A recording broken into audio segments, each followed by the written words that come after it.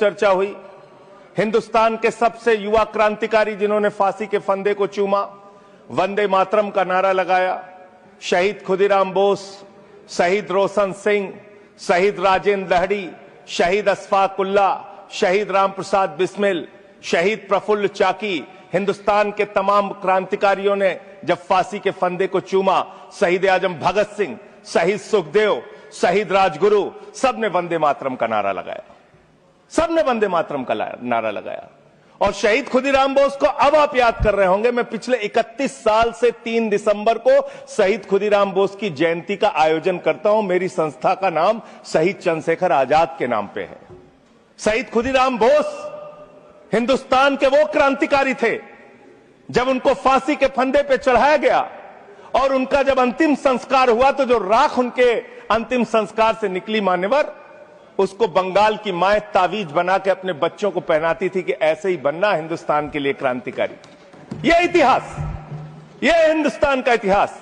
लेकिन मैं आपके माध्यम से इस सरकार से पूछना चाहता हूं, आपके पुरखे इस वक्त क्या कर रहे थे जब शहीद आजम भगत सिंह वंदे मातरम लगा रहे थे, शहीद सुखदेव वंदे मातरम लगा रहे थे, शहीद राजगुरु वंदे मातरम का नारा लगा रहे थे, शहीद खुदीराम बोस वंदे मातरम का नारा लगा रहे थे? उस वक्त आप क्या कर रहे थे? क्या कर रहे थे आप? वंदे मातरम का नारा लगाकर लोग जेल गए, लाठियां पड़ी उनको। मैं आपके माध्यम से इस सरकार से पूछना चाहता हूं, आरएसएस के 4 लोगों का नाम बताओ जो वंदे मातरम नारा लगा के जेल गए, उनका नाम बताओ आप। 4 लोगों का नाम बताओ आप, अपने 4 पुरखों का नाम आप बताओ। आप नहीं बता सकते क्योंकि आजादी के आंदोलन में आपका कोई इतिहास नहीं, आजादी के आंदोलन में आपका कोई इतिहास नहीं, यही आपकी कुंठा है। तो इसलिए कभी आप कहते हो सरदार वल्लभ भाई पटेल आपके हैं। अरे भैया, सरदार वल्लभ भाई पटेल ने आरएसएस के ऊपर बैन लगाया था, यह रिकॉर्डेड हिस्ट्री है। और जब 18 महीने जेल में रखा गया आरएसएस के लोगों को राष्ट्रपिता महात्मा गांधी की हत्या के अपराध में, जब उनको छोड़ा गया, बैन हटाया गया, तो उसमें शर्त लगाई कि आप राष्ट्रीय ध्वज को मानेंगे, यानी कि आप तिरंगे झंडे को भी नहीं मानते थे। आपने 52 साल तक हिंदुस्तान का तिरंगा झंडा आरएसएस के मुख्यालय पे नहीं फहराया सर, नहीं फहराया। और 3 लोगों ने आरएसएस के मुख्यालय पर जब ये झंडा फहराया, उन तीनों के नाम मैं पढ़ रहा हूं, विजय, उन्मत, दिलीप, इन तीनों लोगों के खिलाफ आरएसएस ने एफआईआर दर्ज कराई। किस अपराध में? कि हमारे दफ्तर में तिरंगा क्यों फहरा दिया। और कितने साल तक मुकदमा लड़े? 13 साल तक मुकदमा लड़े। यह है आपकी असलियत। आप तिरंगे का विरोध करते हैं, भारत के राष्ट्रीय ध्वज का विरोध करते हैं। जो लोग तिरंगे और राष्ट्रीय ध्वज का विरोध कर सकते हैं, वो भारत माता के सच्चे सपूत नहीं है, वो नहीं है हमारे निगाह में। और मैं आपको बताता हूं sir,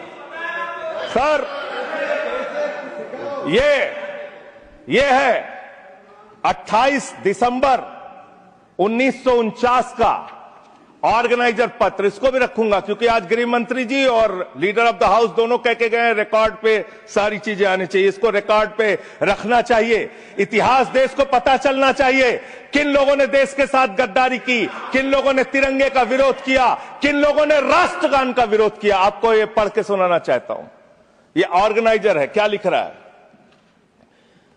What is the moral sanction behind government's choice of Jan Gana Man, except that it can be made an item of entertainment?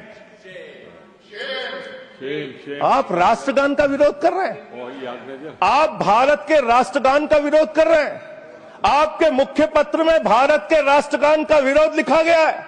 इसके लिए भारत के प्रधानमंत्री को और पूरी की पूरी भारतीय जनता पार्टी को, जो अपने आप को आरएसएस को अपना आदर्श मानती है, पूरे देश से माफी मांगनी चाहिए। ये रिकॉर्ड पे लाऊंगा सर, इसको रख लीजिएगा, ये रिकॉर्ड पे रखा जाए। मान्यवर, फिर से बोल दे रहा हूं, 28 दिसंबर 1949 ऑर्गेनाइजर अखबार, जो आरएसएस का मुख्य पत्र है। और इस आरएसएस के मुख्य पत्र में फिर से लिख दे रहा हूं, फिर से पढ़ दे रहा हूं क्या लिखा हुआ है। What is the moral sanction behind government's choice of Jan Gana Man? Unnecessarily it will get provoked. It can be made an item of entertainment. Please continue. ये लिखा Sanjay ji unnecessarily provoke. Continue. Sir मैं आपसे ये कहना चाहता हूं कि आपने तिरंगे का विरोध किया, राष्ट्रगान का विरोध किया, वंदे मातरम आपने लगाया नहीं कभी, कोई आपका व्यक्ति देश की आजादी के आंदोलन में जेल नहीं गया, कभी आपने कोई देश के लिए, हमारे यहां अवधि में कहावत है, नाखून कटाए कि शहीद ना बना भैया। तू तो नाखूनों नहीं कटाया भैया, बिना नाखून कटाए शहीद बना चाहता है, बिना नाखून कटाए शहीद। ऐसे काम नहीं चलेगा सर। जिन्ना का भी जिक्र कल दूसरे सदन में हुआ, प्रधानमंत्री जी ने जिक्र किया। जिन्ना के साथ आपके कितने गहरे और मधुर संबंध थे, क्या इस देश के लोगों को पता है? नहीं पता, मैं बताता हूं। श्यामा प्रसाद मुखर्जी जी फजलुल हक की गवर्नमेंट में फाइनेंस मिनिस्टर थे, और फाइनेंस मिनिस्टर रहते हुए उन्होंने अंग्रेज गवर्नर को चिट्ठी लिखी थी। Shyama Prasad followed this and told Governor Herbert the administration of the Bengal province should be carried on in such a manner that in spite of the best efforts of the Congress, this Quit India movement will fail. ये चिट्ठी लिखी है। आपने भारत छोड़ो आंदोलन के खिलाफ आपके नेता, जनसंघ के पहले राष्ट्रीय अध्यक्ष और तत्कालीन गवर्नमेंट में जो वित्त मंत्री थे, उन्होंने चिट्ठी लिखी अंग्रेज गवर्नर को और कहा कि भारत छोड़ो आंदोलन, जो हिंदुस्तान के क्रांतिकारियों का आंदोलन था, जो देश की आजादी का आंदोलन था, वो आंदोलन कुचल देना चाहिए, खत्म कर देना चाहिए। ये है रिकॉर्डेड हिस्ट्री आपकी। ये आपको, आपके बारे में पूरे देश को पता रहना चाहिए। अब जिन्ना, हाँ, इसको भी सभा के पटल पर रखूंगा। जिन्ना और आपके रिश्ते क्या थे? कितने मधुर रिश्ते थे। एक राज्य में सरकार नहीं बनाई मान्यवर इन्होंने, नॉर्थ वेस्ट फ्रंटियर, सिंध प्रांत और फजलुल हक की गवर्नमेंट। फजलुल हक वो शख्स है जो पाकिस्तान बनने के बाद वहां की सरकार का गृह मंत्री बना। आपके रिश्ते उन लोगों के साथ थे, ये देश को पता होना चाहिए।